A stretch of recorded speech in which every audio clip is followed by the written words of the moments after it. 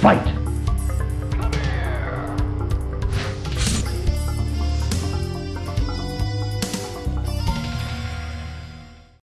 What's up everyone? After playing the Rainbow Six Siege closed beta, I thought I would give you my thoughts like I did for the Black Ops 3 beta, and give you my opinion on whether this game is worth buying or not.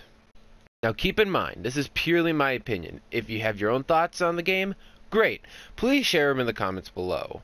There might be a thing or two that I have missed. When you start up the game for the first time, you only have a recruit. You get a primary and secondary gun, a choice of a flashbang or grenade, and a breach charge.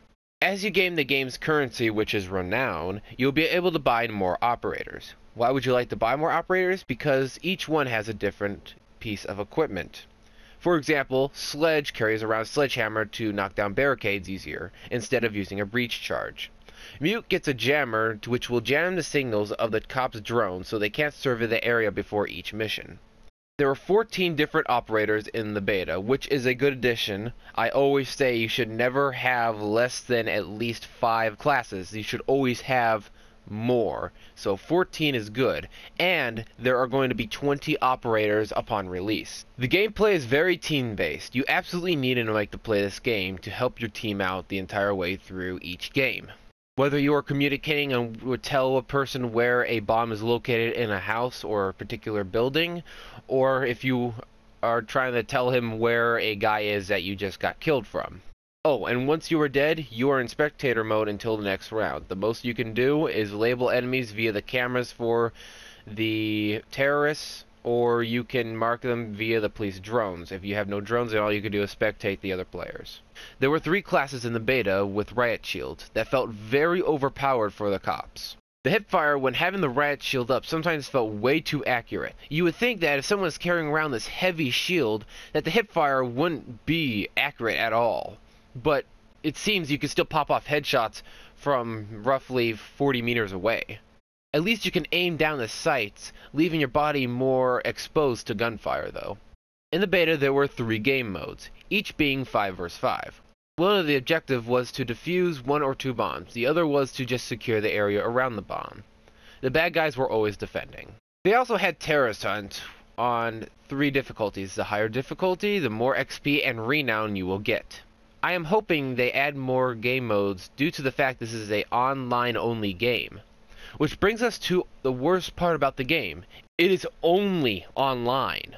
There is no story mode. Yes, there is Terrorist Hunt, but even that is online. So if the servers are down, then you can't even play the game, and you might as well use it as a paperweight. Though I could be wrong, there could be modes that are still offline, but this still leads to the fact that this is an online only game.